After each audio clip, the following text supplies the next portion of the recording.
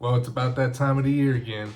It's cold outside, it gets dark at 4 p.m., and the Game Awards are right around the corner.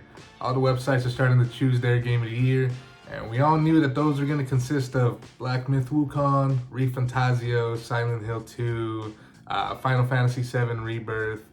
Those are the games that we all knew were going to win Game of the Year. But what about those unexpected gems that came out this year? The games that not enough people are talking about. In this video, I wanted to talk about games that came out this year that probably won't make these big publications Game of the Year nominations, but I think deserve to probably be up there or at least be talked about more. At the end, I also want to name my personal Game of the Year this year. So to start off the list, we're going to start with Sonic X Shadow Generations. Now, I know this is technically just a remake of Sonic Generations from 2011, but it does come with a whole new story focused on Shadow that is separate, and it's just as good as the main story.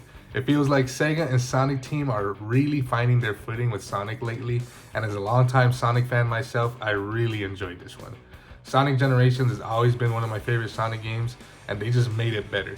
The Shadow gameplay and story are obviously the main focus here, and they really knocked it out of the park with this one. It works as a kind of great retelling of Shadow's stories, and the gameplay is just amazing. There's a bunch of new abilities that Shadow gets to play with. And then when you're playing through his story, the game really does feel different from Sonic's story. They are using the newer Sonic engine that they used from Sonic Frontier, so the gameplay does feel a little different from the 2011 version, specifically for Shadow's part of the story.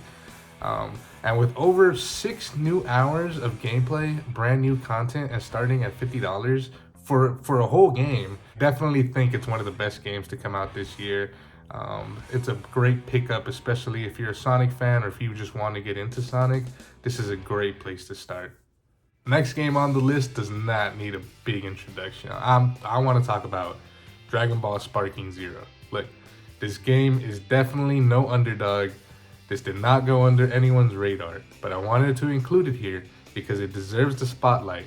The impact that this game had on release was crazy. Bandai Namco really hit it out of the park with this one. Dragon Ball Sparking Zero is not only the return of a beloved game franchise, but at the same time, it is a breath of fresh air. In a market where all anime arena fighters feel like reskins of the same game, Dragon Ball Sparking Zero has really found a formula and presentation that not only encapsulates the feel and look of the anime, but it also does a really good job of making it a fun and mechanical fighting game. The game has a story mode with episode battles and all types of different versus modes online and offline. You are guaranteed hours of gameplay with this game. It is a must-have this year. It is a must-have for any Dragon Ball fan. And honestly, it is just a great game, a great fighting game. I recommend it for anybody this year. It is in my top 3 that came out this year. The next game that I really wanted to talk about is New World Aeternum. Now, technically, New World is not a brand new game. It's one of Amazon Game Studios' first games, and it was released back in 2021 just under New World. But now in October of 2024, it was kind of re-released as New World Aeternum, and with the re-release was a ton of new updates, especially for the story and the streamline of the game. It was ported to consoles, which is how I've been playing it. New World Aeternum is a really fun MMO. It has a lot of depth without being too overcomplicated like some MMOs tend to do. There's so much to do in the game. It is super fun to play with friends. My wife and I have put so many hours into our characters. The crafting and combat are simple yet addicting and very gratifying. Combat could be tough, but it never feels cheap. Definitely more on the chiller side of MMOs. One of the game's biggest flaws that I do have to say is its story. It's forgettable, a bit uninspired, generic, but it really doesn't hinder the game so much. I don't really play MMOs for the story, but if you do, then that's something you should think about. But overall, I recommend it for somebody who's never played MMO or people who are MMO veterans. But New World Aeternum definitely surprised me this year. It was definitely a great release, definitely a must pick up if you want a good RPG game. This next game I've seen on 1 or 2 websites Game of the Year nominees, but I think it deserves to be on everyone's nominee list. That is Helldivers 2. Helldivers 2 was and still is a phenomenon. The grip that this game had on the internet on release was insane. I cannot scroll through social media without seeing someone post about spreading democracy through the galaxy. It was amazing. This game is amazing. The cooperative moment-to-moment gameplay that Helldivers 2 brought was unmatched by anything I have ever played before. Every time I played a mission with my friends, it felt like we were in a movie. And being able to see ours and the whole community's progress on planets live was a genius idea. It added a layer of cooperation and unity that other games can only dream of doing. The enemies were fun to fight so much that it never really truly felt super repetitive. It was fun to grind out, and the weapons and stratagems made you feel like a badass, tearing through Terminids with an LMG or calling an orbital strike on automatons. It felt like such a power fantasy.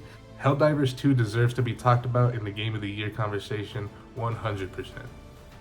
And now for my personal, absolute favorite game of the year. Nobody can get me to shut up about this game all year, and that is Warhammer 40k Space Marines 2. I have played this game pretty much every day since its release. Saber Entertainment has made a game that feels like an Xbox 360 era game, and that is some of the highest praise I can think of.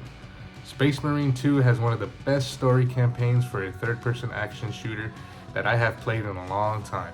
And you can play through it all with 2 other friends with 3-player co-op. And that's not even the highlight of the game. For me, what really keeps me coming back are the online cooperative missions called Operations. These are missions separate from the story where you and 2 other players can pick through a variety of class types and weapons and play through leveling up your favorite class, leveling up weapons, and unlocking cosmetics. There is also a 6v6 PvP game mode that is very reminiscent to an old school online shooter similar to the likes of Halo or Unreal Tournament. We have been shown a roadmap of upcoming DLC, and the game will continue to have free content for quite some time. As my personal game of the year this year, I 1,000,000% recommend Warhammer 40k Space Marine 2 to anyone looking to pick up something new this holiday season. Well, let me know what game you all crown as game of the year this year for yourselves. Leave it in the comments below. Again, this whole video has just been my opinion. I would love to hear what you guys are thinking about. Thank you for giving me a bit of your time, and hit that subscribe button. I'll see you guys in the next one.